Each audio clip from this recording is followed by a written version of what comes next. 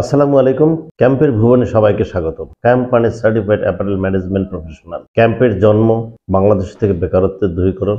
বাংলাদেশে এই মুহূর্তে লক্ষ লক্ষ শিক্ষিত বেকার, যাদের 10, 12, 14, 16, 18 বছরের শিক্ষা জীবন শেষে আরো কয়েকটা বছর পেরিয়ে গেছে, কিন্তু চাকরির মেলেনি। তারা হতাশ, স্বপ্নভঙ্গ, পরিবার আশাহত, নিজের জীবন সম্বন্ধে বিষণ্ণতা এবং নিজেকে খুবই অপয়া মনে করা।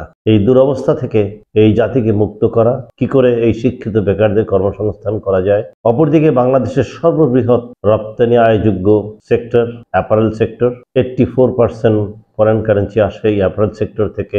এই শিল্পের গ্রিন ম্যানেজমেন্ট সৃষ্টি করা। আমরা বাংলাদেশের সবাই জানি, কেউ হয়তো কম কেউ বেশি, কিন্তু ভাবি কজনে। কারণ আজকের এই তরুণ সমাজ, লক্ষ লক্ষ শিক্ষিত বেকার যদি হারিয়ে যায় অথবা পথভ্রষ্ট হয়ে যায় অথবা নষ্ট হয়ে যায়, পচে যায়, তাহলে জাতির একটা বৃহৎ অংশ তার সক্ষমতা হারাবে এবং এদের পিছনে ব্যয়কৃত যে অর্থ, সময়, পরিবার এবং রাষ্ট্র ব্যয় করেছে, পুরোটাই বৃথা যাবে। আমরা ভাবি না কেন, অথবা কি বা ভাবি, কেন এত বেকার এবং সেই বেকারদের মধ্যে কেন উচ্চশিক্ষিত বেকারের সংখ্যাই বেশি। আসলে চাকরি পেতে তো যোগ্যতা লাগে। তাহলে কি কি যোগ্যতা হলে চাকরি পাওয়া যায় সেটা আগে ভাবা উচিত। আমরা যখন কোনো কিছু তৈরি করতে যাই, প্রথমেই আমরা ভাবি কি তৈরি করব এবং এই জিনিসটা তৈরি করতে কি উপকরণ লাগবে। সেই যদি একটা সাধারণ খাবারও হয়, সেখানে কিন্তু আমরা একটা রেসিপি ফলো করি। আমাদের এই জিনিসটা তৈরি করতে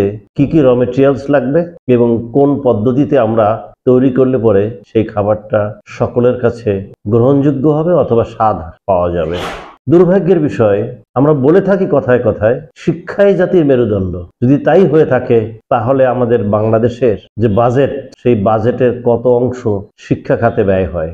এরপরে আমাদের যে শিক্ষানীতি, সেই শিক্ষানীতিতে কি কি অন্তর্ভুক্ত হওয়া উচিত। সবচাইতে জরুরি যে জিনিসটা, সেটা হওয়া উচিত কোন ধরনের শিক্ষায় শিক্ষিত করলে আমাদের দেশের সন্তানরা সহজেই দেশে অথবা দেশের বাহিরে চাকরি পাবে। অর্থাৎ চাকরির বাজারে ডিমান্ড কি, হোক সে দেশে অথবা দেশের বাহিরে, সেই ডিমান্ডের সাথে সমন্বিত করে যদি আমরা আমাদের তরুণদের শিক্ষিত না করি, তাহলে তো এই অবস্থা হবেই। প্রতিনিয়ত প্রতি মুহূর্ত আমরা বাংলাদেশে বিভিন্ন রকম আলোচনায় বা পত্রিকায় বা গবেষণায় বেরিয়ে আসছে, বাংলাদেশে শিল্প কারখানাগুলো দক্ষ শ্রমিকের অভাবে ভুগছে বা দক্ষ ম্যানেজমেন্টের অভাবে ভুগছে। কর্মকর্তা এবং কর্মচারী দক্ষ দুটোরই খুব অভাব। আবার অন্যদিকে দেখি যে বাংলাদেশে এত লক্ষ বেকার, এত লক্ষ বেকার, এত লক্ষ বেকার। এই বেকার তারাও প্রত্যেকে জীবনের 14, 16, 18 বছর, তার মানে অনার্স মাস্টার্স শেষ করেছে, তাও 2-4 বছর হয়ে গেছে। চাকরি জীবন পেরিয়ে যাচ্ছে, আন্দোলন করছে চাকরির বয়স বাড়ানোর জন্য। আর কত। এবং প্রত্যেকেই তাদের অনার্স মাস্টার্স করার পরে কোনো চাকরি পাওয়ার জন্য তাদেরকে বছরের পর বছর বা মাসের পর মাস কোথাও না কোথাও কোনো না কোনো ধরনের বিকল্প অথবা প্রয়োজনীয় এডিশনাল সাবজেক্ট বা এডিশনাল টপিকস বা এডিশনাল আইটেম শিখতে হয়। এবং এই জন্য বেশ রমরমা ব্যবসা বাংলাদেশে আছে। প্রাইমারি স্কুলের টিচার নিবে এনটিআরসির মাধ্যমে।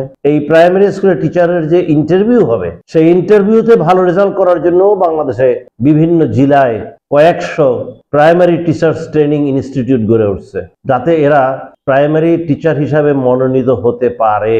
অপরদিকে বাংলাদেশের প্রাইমারি স্কুল থেকে ইউনিভার্সিটি লেভেল পর্যন্ত যতজন শিক্ষককে নিয়োগ দেওয়া হয়েছে, তাদের ভিতরে মাত্র 37% শিক্ষক শিক্ষা প্রদানে বা শিক্ষা দানে বিএড, এমএড বা টিচার্স ট্রেনিং এর আওতায় ট্রেনিং বা প্রশিক্ষণ তারা পেয়েছে মাত্র 37%। আর 63%ই অপ্রশিক্ষিত টিচারদের দ্বারাই আমাদের বাচ্চাদেরকে শিক্ষা দেওয়া হয়। আমাদের যদি শিক্ষা ব্যবস্থার কথা বলি, সেটা আছে কি নাই এটাই ভাবতে কষ্ট হয়। আমরা প্রাইমারি স্কুলে 5ম শ্রেণী পর্যন্ত পড়ি এবং হাই স্কুলে বা মাধ্যমিক বিদ্যালয়ে 10ম শ্রেণী পর্যন্ত পড়ি। এরপরে হায়ার সেকেন্ডারি মানে এইচএসসি লেভেলের জন্য ইন্টারমিডিয়েটে আরো 2 বছর লেখাপড়া করি, তাও আবার বিভিন্ন শাখায়।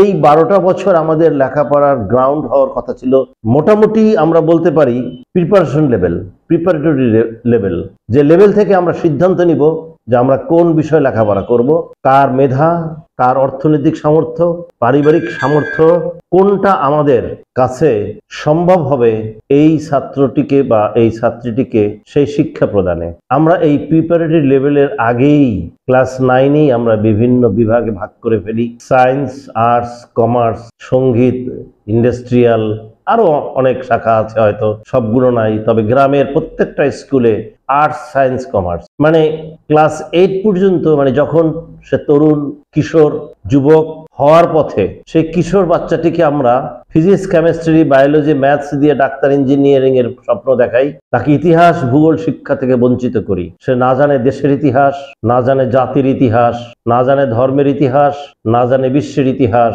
সুতরাং ইতিহাস বহির্ভূত, সে তার মানে জন্মের ইতিহাসও জানে না, তার পূর্বপুরুষদের ইতিহাস জানে না। আচ্ছা, ওটা বাদই দিলাম।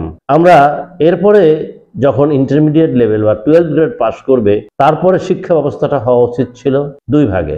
একটা হলো প্রফেশনাল বা কারিগরি। সেই কারিগরি শিক্ষা বা প্রফেশনাল শিক্ষা আমরা এমন ভাবে করতে পারতাম, খুব স্বল্প সময়ে, মাত্র 12th গ্রেড করার পরেই 3 বা 4 বছরের ট্রেনিং দিয়ে আমরা বিভিন্ন পলিটেকনিক থেকে হাজার হাজার ডিপ্লোমা ইঞ্জিনিয়ার তৈরি করতে পারতাম, এবং ওই সমস্ত ডিপ্লোমা ইঞ্জিনিয়ারদের আমরা ওই সমস্ত সাবজেক্ট পড়াতাম যে সমস্ত সাবজেক্ট পড়লে দেশে বা দেশের বাইরে সহজেই সে চাকরি পাবে। এরপরে এই কারিগরি শিক্ষা শুধু ডিপ্লোমার মধ্যেই আমি সীমাবদ্ধ থাকতে বলতেছি না। এই কারিগরি শিক্ষা দিয়ে আমরা বুয়েট, বুটেক্স অথবা মেডিকেল কলেজ বা মেডিকেল ইউনিভার্সিটি থেকে এমবিবিএস ডাক্তার তৈরি করতে পারি, যারা বাংলাদেশে first class gazetted BCS officer হিসাবে জয়েন করতে পারে। তাহলে আমরা টেকনিক্যালকে 2টা বা 3টা ভাগে ভাগ করতে পারি। যারা এসএসসি পাস করার যোগ্যতাই রাখে না, তাদের জন্য একেবারে 3 মাস বা 6 মাসের টেকনিক্যাল বা ট্রেড কোর্স, যেটাকে আমরা বলি ট্রেড কোর্স, চালু করতে পারি। তাহলে তাদের এসএসসি পাস করা দরকার হবে না, বা এসএসসির সাথেই তারা কোনো না কোনো ট্রেড পাস করবে, যাতে তাদের ইন্টারমিডিয়েট লেভেল পড়ার দরকারই হবে না, তারা এসএসসি পাস করেই চাকরিটা পেয়ে যাবে, বেকার হবে না। অন্তত যারা এইচএসসি পাস করতে পারবে, তারা খুব সহজেই কোনো না কোনো জায়গায় 3-4 বছরের ডিপ্লোমা কোর্স করতে পারবে। সে পলিটেকনিক বা এগ্রিকালচার ইনস্টিটিউট, জুট টেকনোলজি, অথবা সিরামিক্স, অথবা লেদার, অথবা ডিপ্লোমা ইন নার্সিং করে তারা বাংলাদেশে বা দেশের বাইরে মাঝারি আকারের কারিগরি শিক্ষা গ্রহণ তারা করবে, যেখানে তারা বাংলাদেশে কনসেপ্টে সেকেন্ড ক্লাস গেজেটেড হিসাবে চাকরি পেতে পারে। আমরা তাদেরকে সেখানে নিয়োগ করতে পারি, এবং যাদের পিছনে খুব একটা ভর্তুকি দেওয়ার প্রয়োজন হবে না, আর্থিক সামর্থ্য থাকবে, তাদেরকে আমরা ডাক্তার, ইঞ্জিনিয়ার বানাতে পারি। অথবা এগ্রিকালচার ইঞ্জিনিয়ারিং, কৃষি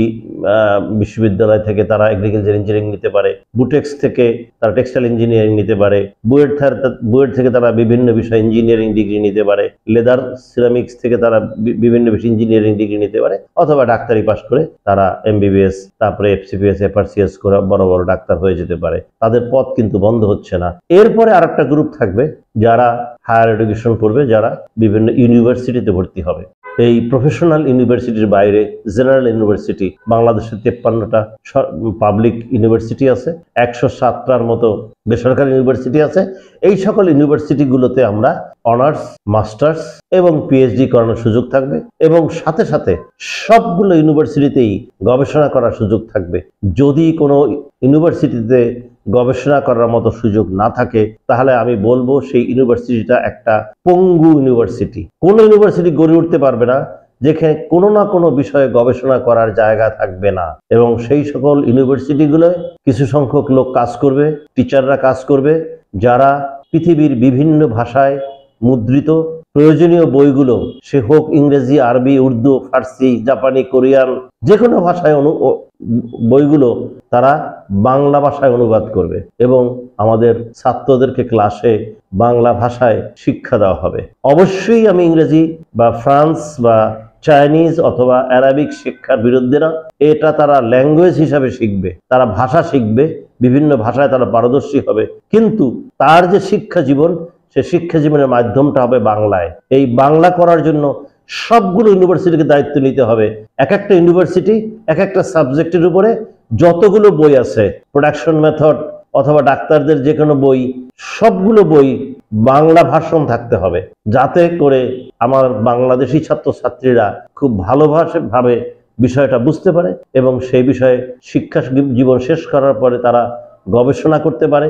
এই গবেষণা করার সুযোগ থাকলেই দেশে নতুন নতুন উদ্ভাবনী হবে। তা না হলে আমাদেরকে সারা জীবন পরনির্ভরশীল হয়ে থাকতে হবে।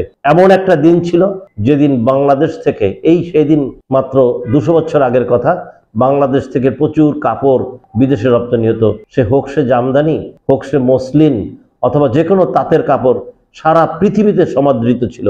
এবং বাংলাদেশের মসলিন বা জামদানি পৃথিবীর বিখ্যাত শাড়ি ছিল। সেই বাংলাদেশে এখন আমরা ইন্ডিয়ান প্রিন্ট শাড়ি আনে বাংলাদেশি মেয়েদেরকে পরাই, কিন্তু আমাদের দেশে তৈরি করা যে শাড়িগুলো আমরা সারা পৃথিবীতে রপ্তানি করতে পারতাম, সেখানে সেই তাঁতিরা তাদের ভাত জোটে না। একজন জামদানি শিল্পী জামদানি তৈরি করার পরে, বা মসলিন তো তৈরি নাই, দু একখানা শাড়ি হয়তো তৈরি করেন, এবং বাংলাদেশের দু একজন মানে সাংবিধানিকভাবে অলঙ্কৃত বা খুব ঊর্ধ্বতন দু একজনকে দু একখানা শাড়ি উপহার প্রদান করা হয়, অথবা জাদুঘরে বাংলাদেশে যে একসময় মসলিন বানাতে পারতো সেই ব্যবস্থা করে রাখা হয়েছে। বরঞ্চ এমনটা করা হয় নাই। এই মসলিন বা জামদানি বা এ জাতীয় শাড়ি যেগুলো সারা পৃথিবীতে সমাদৃত, আমাদের হাতের সেলাই কাঁথা, যেটা আমরা এখন কম্পিউটার বা ল্যাব বা কম্বল হিসাবে ব্যবহার করি, এই হাতের সেলাই কাঁথা পর্যন্ত এক্সপোর্ট করা যায়। আমরা সেখানেও করি না, আমরা সেখানেও আমাদের মনোনিবেশ করি না। সুতরাং আমরা আমাদের শিক্ষা ব্যবস্থাকে যদি ঢেলে না সাজাই, তাহলে বাংলাদেশ থেকে এই উচ্চ শিক্ষিত বেকার সংখ্যা দিন দিন বাড়তেই থাকবে, এবং এক পর্যায়ে তারা চাকরি না পেয়ে জীবনকে তারা মানে একেবারে নিষ্ফল, অথবা তারা নিজেদেরকে অযোগ্য ভাববে, এবং তারা তাদের বেঁচে থাকার স্বাদ বা সামর্থ্য হারিয়ে ফেলবে। এক পর্যায়ে তারা আয়দার মানসিক প্রতিবন্ধিতার রূপ নেবে, অথবা আত্মহত্যা করবে। সেই দিন আসার পূর্বেই আমাদের সজাগ হওয়া উচিত। তাই বাংলাদেশে লক্ষ লক্ষ শিক্ষিত বেকারকে আমরা আমাদের এই ক্যাম্পের মাধ্যমে আমরা চেষ্টা করছি খুব স্বল্প সময়ে 6 সপ্তাহে 24টা ক্লাস, 36 ঘন্টায় অ্যাপারেল শিল্পের একেবারে ফাইবার থেকে কমপ্লিট গার্মেন্টস পর্যন্ত প্রত্যেকটা প্রসেসে, প্রত্যেকটা ইন্ডাস্ট্রিতে কি কি ধরনের কাজ করা হয়, এই ধারণাটুকু বা এই ফান্ডামেন্টাল নলেজটা তাকে দেওয়ার চেষ্টা করছি।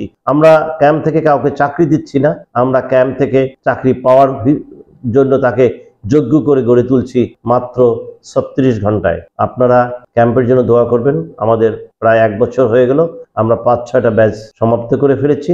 আগামীতে আমরা আমাদের ছাত্র সংখ্যা বা আমাদের সিট সংখ্যা, আসন সংখ্যা বাড়ানোর চেষ্টা করব, যাতে করে আরো বেশি এবং খুব স্বল্প সময়ে কয়েক বছরের মধ্যেই বাংলাদেশের অ্যাপারেল শিল্পে এই সকল শিক্ষিত বেকারদের সম্পৃক্ত করে আমরা গ্রিন ম্যানেজমেন্ট প্রতিষ্ঠা করতে পারবো বলে ইনশাআল্লাহ সকলের কাছে আমরা সেই দোয়াই চাচ্ছি। ধন্যবাদ সবাইকে।